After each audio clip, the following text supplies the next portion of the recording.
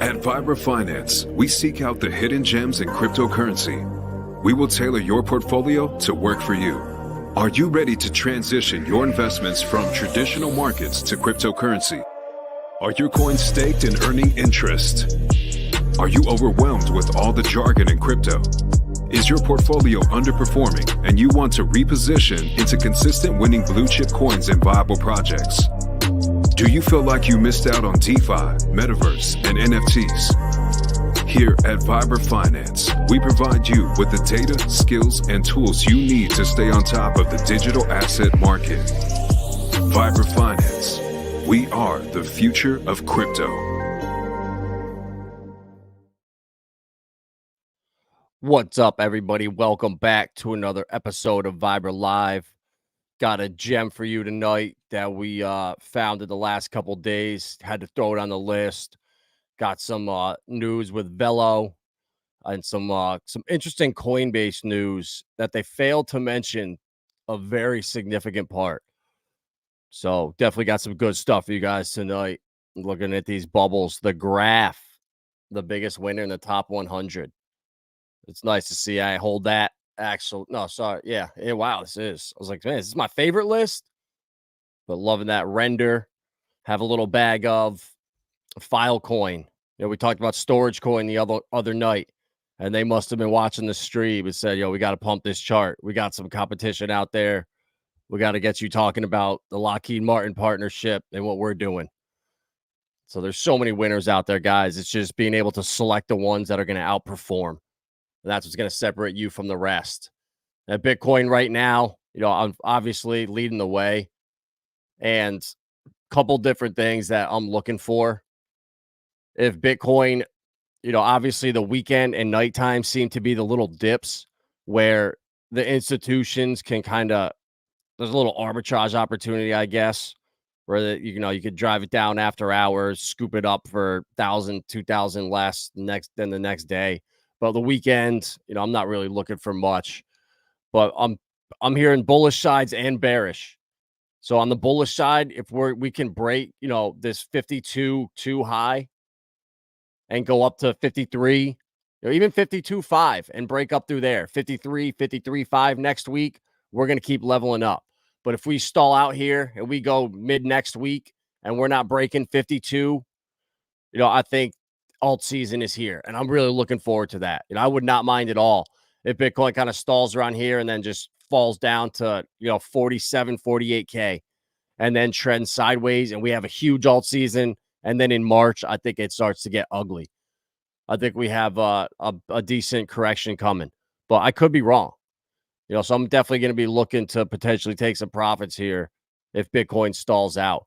But then there's the other side to it where you look and say, well, Adam, what are you talking about?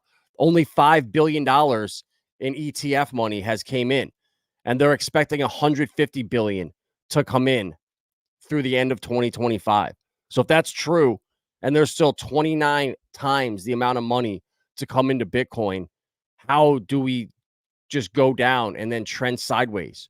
If that money keeps coming in, how's that possible? So I have that in the back of my mind that, be ready for max pain to the upside, where Bitcoin just keeps ripping and everyone on the sidelines waiting. They can't wait anymore.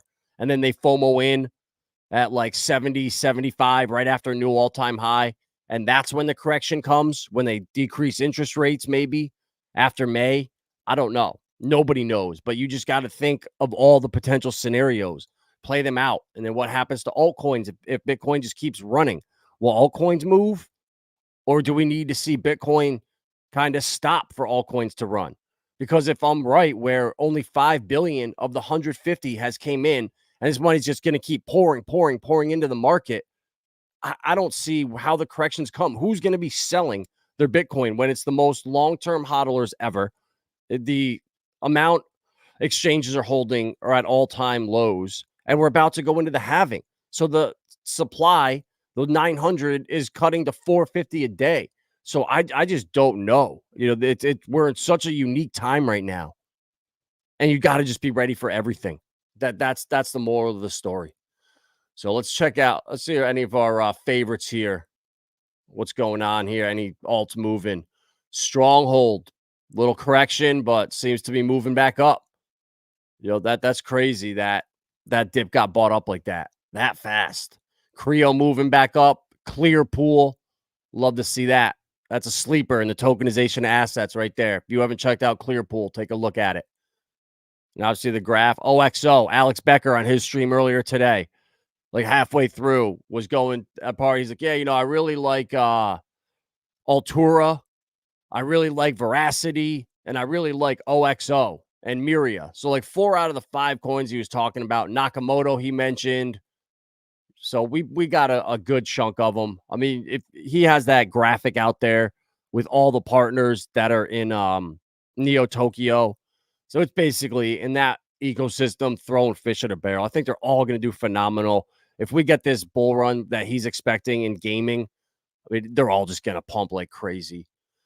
So Casino Coin too. I love seeing that, Caparanga. We just our 20,000 first place prize in the free rolls just increased by 9.3% in value. So they went from 2.4 XRP to 2.64 XRP for first place. But hey, someday, let's check out our Pulsechain alts here. Weeples just shit the bed. Louis the Duck. Man, rough day for Louis. PLP dipping after some pumps. I like to see PZen pumping for all of us PZ NFT holders that minted. I really think that in 6 months from now, once our mints start coming out, that they're just going to be nice, $50, $100 bonuses coming in every mint. Shit, mint it, done, click. Free money that we forgot about from last cycle when Pulsechain, we were minting them for 15,000. Pulsechain, which was like, what, 40 cents? Something like that, 50 cents. So shout out to all you guys that did it. Our rewards are coming. I just like seeing green bubble, or like to see green here in the ecosystem. We got 13 days, 12 hours till PulseLaunch. And I'm seeing on social media, people are picking up interest in it. The accounts are growing on Telegram and on Twitter.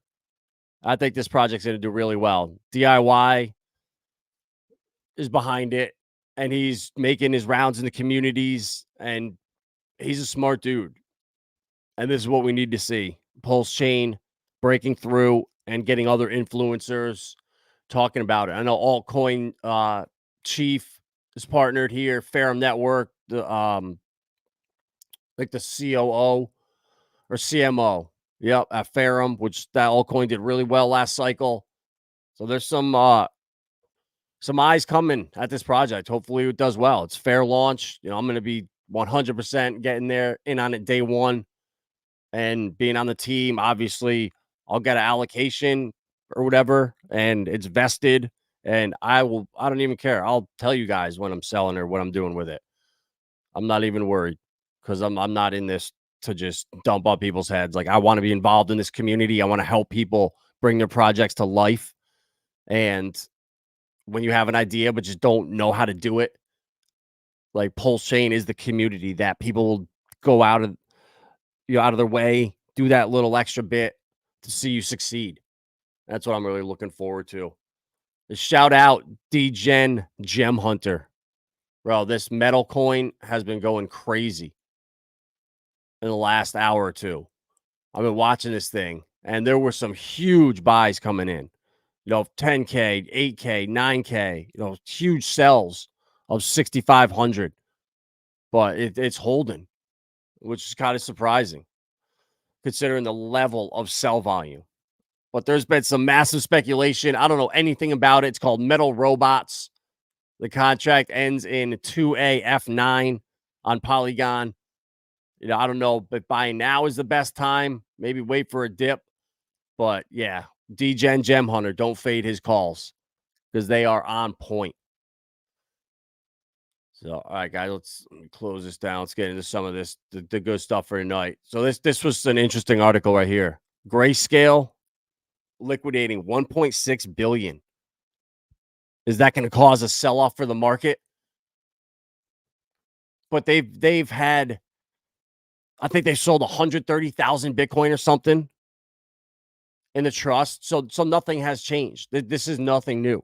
They've been selling since the ETF launched. And another thing that I didn't know is the ETFs. I thought anybody could buy in now, but I guess it's only like select clients. The top tier of these wealthy investors can get in. So it's not just the everyday people yet. And I guess that's coming in after 30 days from launch of the ETF. So I think we're coming up on it soon. But that just shows you not everyone is even in yet into the ETF. So I could see this cycle being different in a way that we've never seen before. Because once you start getting,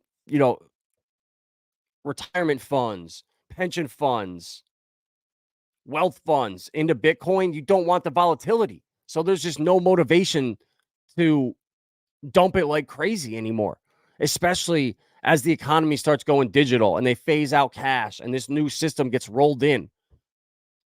I think they want Bitcoin to increase in value and they want people getting rich, because what's going to happen to the hundreds of thousands of jobs that are accountants, CPAs, financial advisors, attorneys? AI is going to replace all them. Even marketing companies and marketing specialists. AI is going to replace so many of these jobs, and that's like the upper echelon of jobs in this country. So when you have all these people losing their jobs, what better way than to like get them into Bitcoin or have them gain this other wealth to hedge their job or get into crypto? Save yourself. We'll pump it up like crazy, and then with UBI, offset the damage. But then you talk about the real estate collapse that's coming with commercial. I was a commercial real estate agent for 10 years up until like 2017. And when you have half of these office buildings empty, that's a big problem. I think that New York Community Bank or something has a huge hole. And that's going to be the tip of the iceberg right there. When they go under, it's going to start spreading around. And that's when I don't know what happens from there. That's when the Fed steps in, the government steps in and helps. But this article here, they had one good point in here.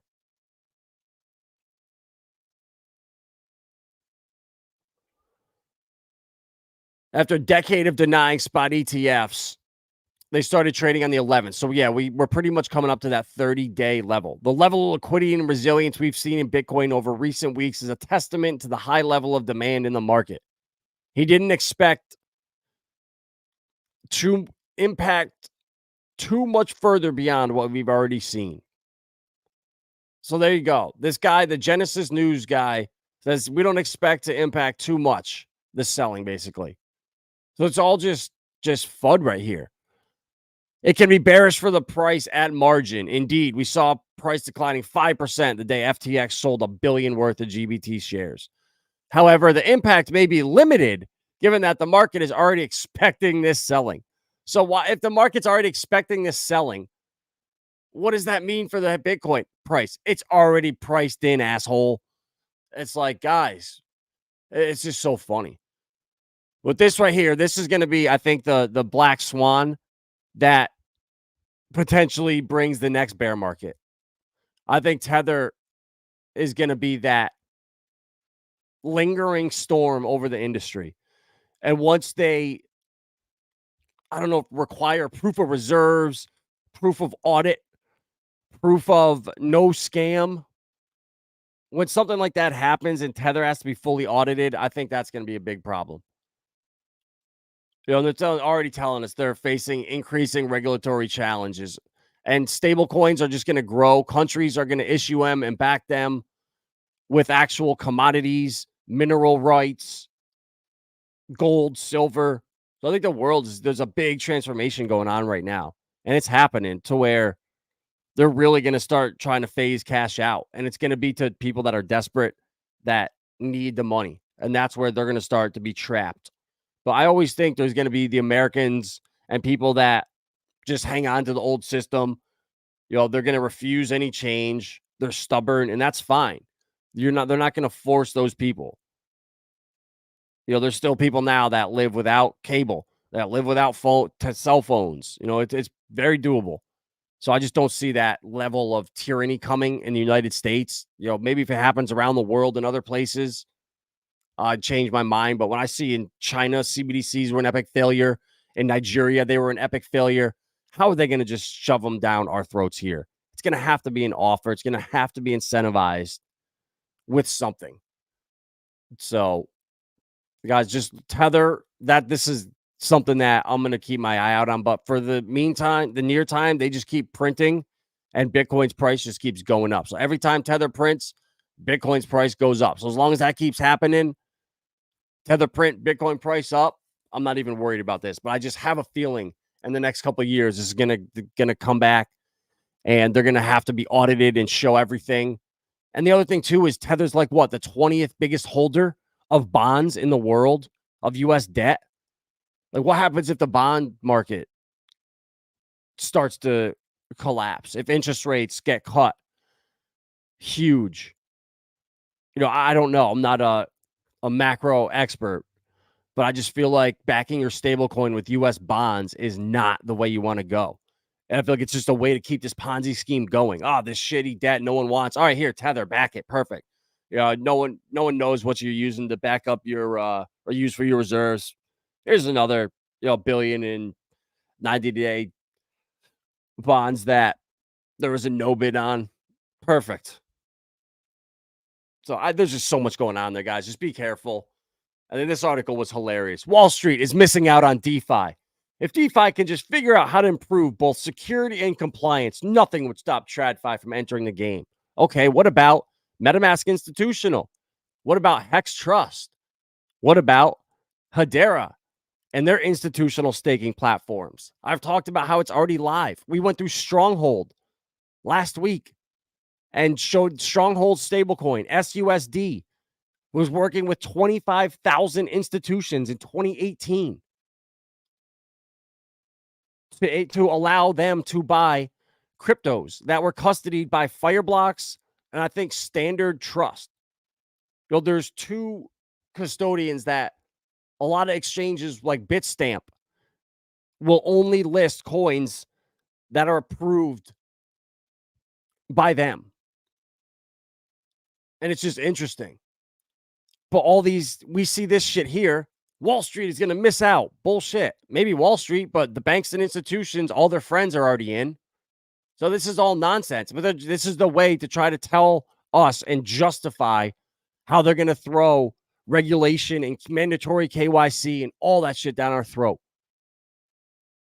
But I don't think that's going to happen. They're trying to say here that, talking about compliance, that putting KYC at the on-ramp is the solution. Enforcing KYC at protocol level, ensuring that every transaction, the source of it, is known. Well, I don't think that works. You need privacy more than KYC. Even if everyone is registered, you can't have institutions, going and saying, all right, we're going to, go buy this tokenized Tesla, and then we're going to pair it up with these three cryptos, drop it in these liquidity pools on Flare, and then, take the stable coin or our yield coin and drop it in this pool to start earning. You can't have that. People are going to just copy trade institutions. So they need their privacy. They need to be able to use DeFi like we swipe a credit card. When institutions, hedge funds transact, they can't leave a trail behind them. And that's the biggest problem. But they use another funny example here of telling us why they need KYC, of the dust problem, where if they leave their addresses on chain, funny guys could send them shit coins and dust, or even coins that were like black market coins that came from, North Korea or some sanctioned company. So that's actually very true, is we can't have their addresses for that reason too. That I agree with. But I don't know. I just see KYC is obviously coming. But you know what? The amount of scams that are out there, what's the big deal? Like, if you're out there trying to not pay taxes and scam everything, good luck. But if you're going to pay your taxes when you make money, I don't think you'll have a problem KYCing with exchanges and stuff when you want to get your money off. But I don't think we're going to really need exchanges. They're a thing right now, centralized exchanges, but they're going to go. They're a thing of the past, or they will be very soon.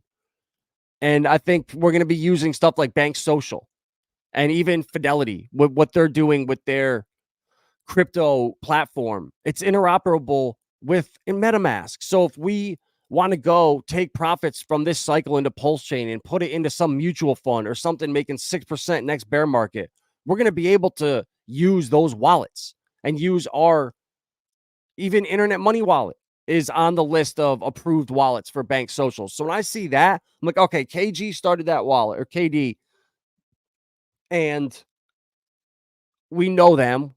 They're great people.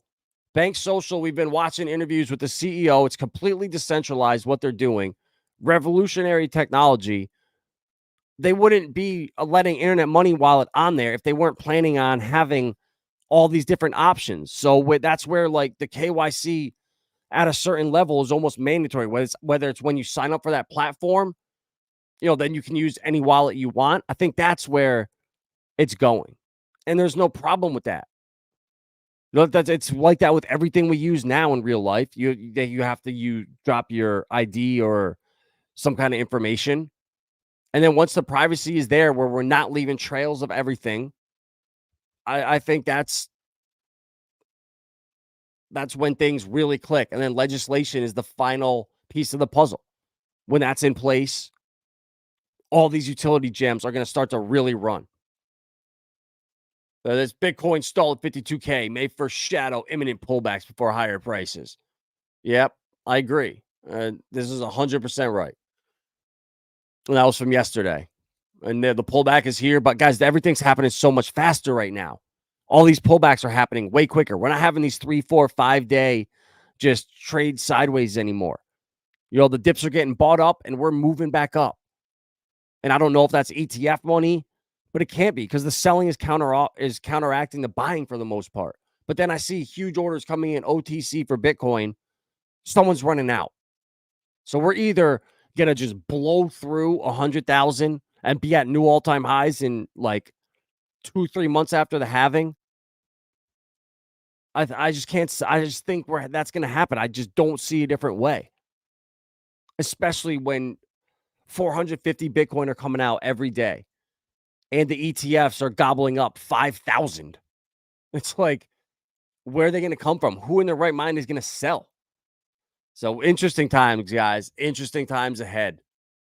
And Velo, how we've been talking about this gem for a while now. And it finally has bottomed out. This is the yearly chart right here. I'd say around October last year. And we're slowly making our way up. Crypto Mason just put an awesome video out about it. I'm seeing stuff all over social media. And then this partnership came out yesterday. Velo Labs partnering with POS networks to bring crypto payments to mainstream retail. So we saw what Stronghold is doing, working with 1 million merchants now, where when they take a transaction, they get rewarded in Stronghold.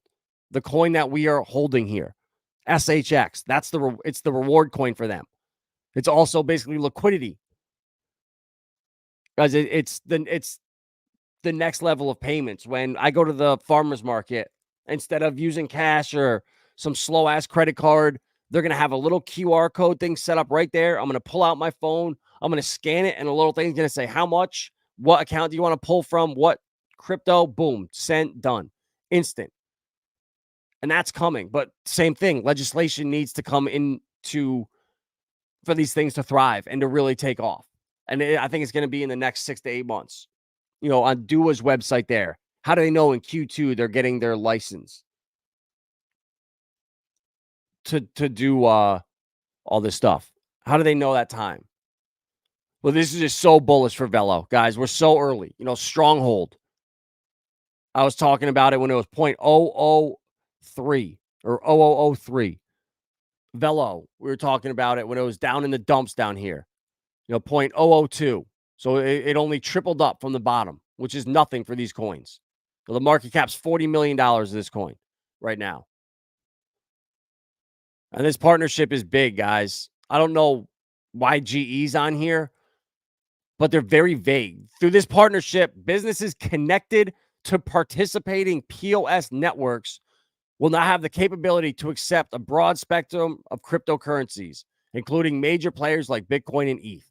What sets this system apart is its use of QR code scans for transactions, a method that mirrors the simplicity and familiarity of conventional payment services such as Visa and MasterCard.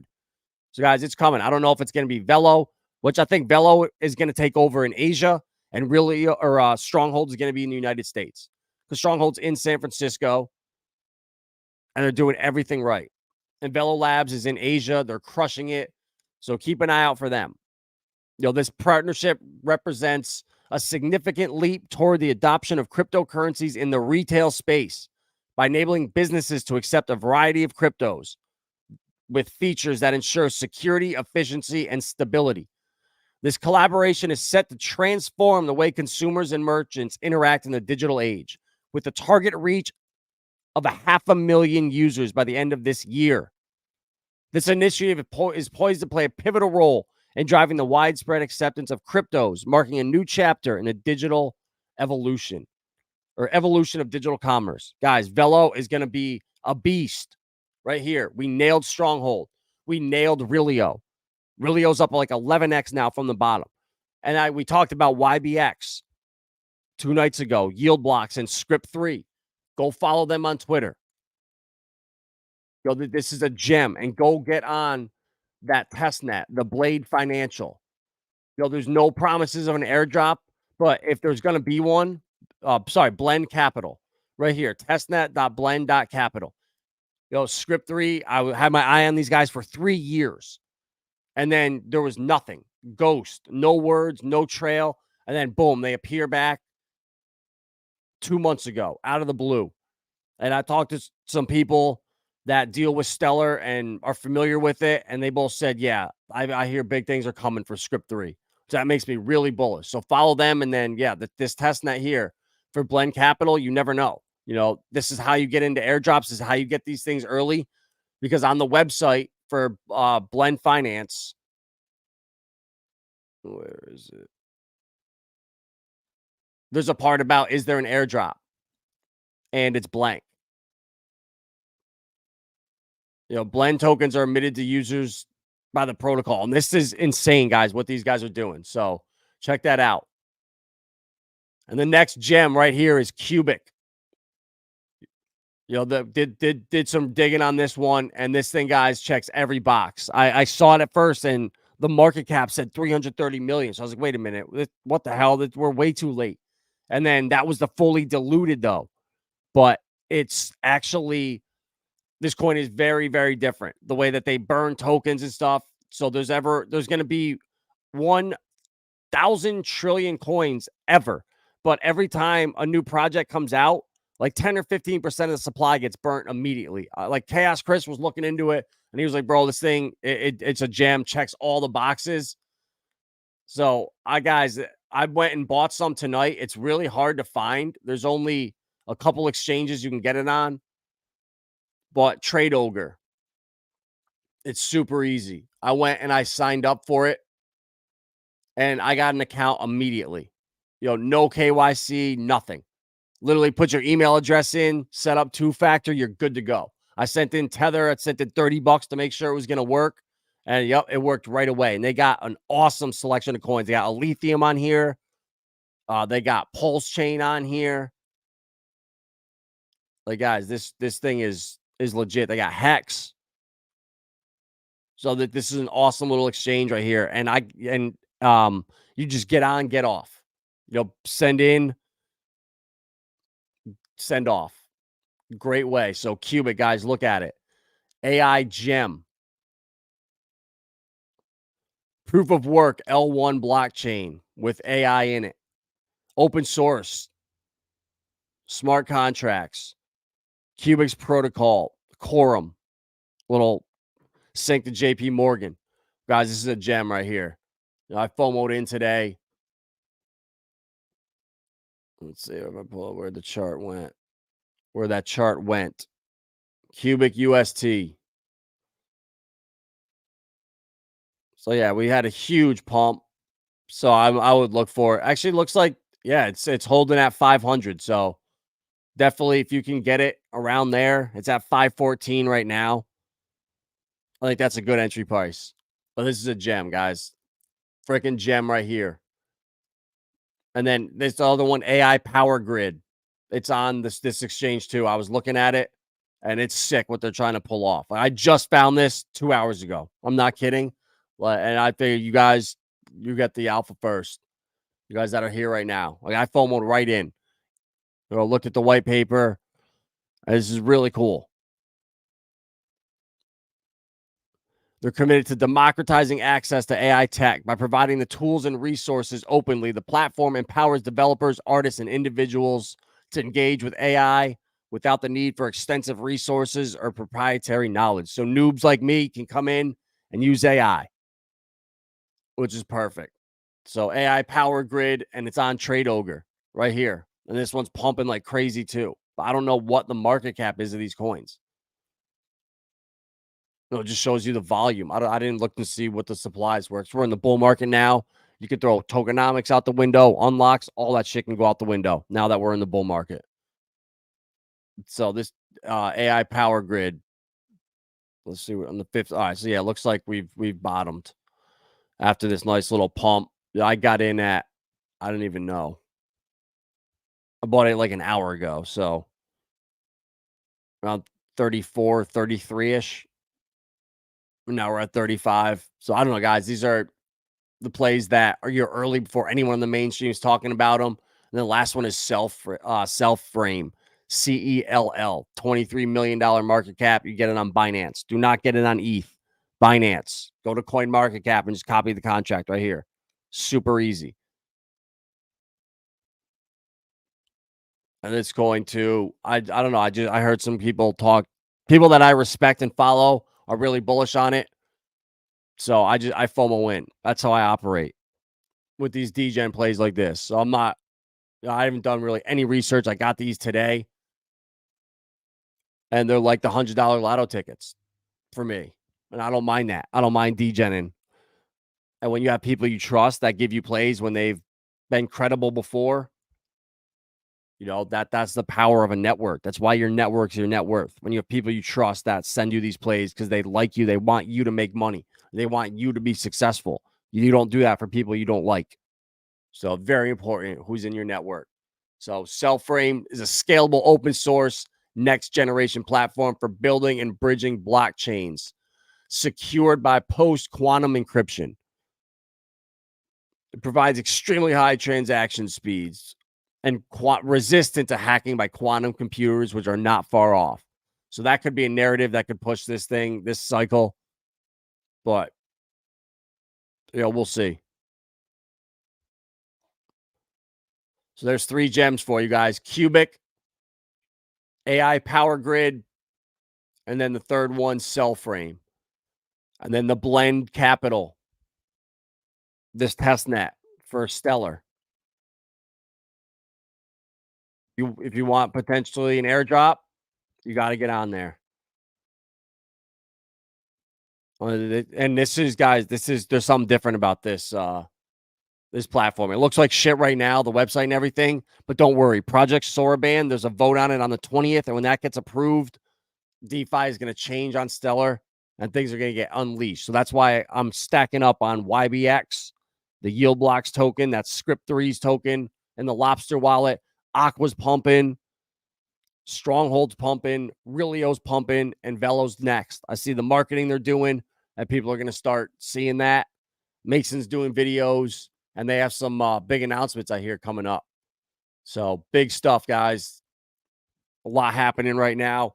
Some altcoin plays, and it all is going to rely on Bitcoin. If we can hold above 50K and just break through that 52.5, make a new local high, we're good for the near future. And I don't know if that means altcoins rise with it or altcoins kind of bleed as Bitcoin pumps.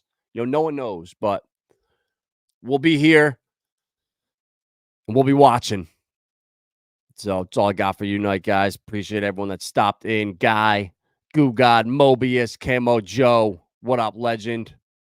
Caparanga, Godfather J6, Greg D's, Bear and She. Don't sleep on them. Bear and She. We got Teddy Bear. Who else? Coach, let's go. Crispy. Appreciate you stopping in. ETF, FaceTime Home. What about Deso? Yep. Deso is definitely one to take a look at. Definitely. Yep. Chaos Chris really likes Deso. And when he tells me about something, definitely keep an eye out on it. So smash that like button, guys. It's all the alpha I got for you tonight. Velo, making moves. YBX, Blend Capital, get on the test net. And then AI Power Grid, but more importantly, Cubic. I think that's the one. I think AI is really going to be the narrative alongside gaming. That's going to pop off. And then tokenized assets too. So the three narratives right there, guys. The trinity of narratives this cycle right there. Real world assets, AI, and gaming. ABCDF. Appreciate you stopping in here. All right, guys. We'll see you tomorrow.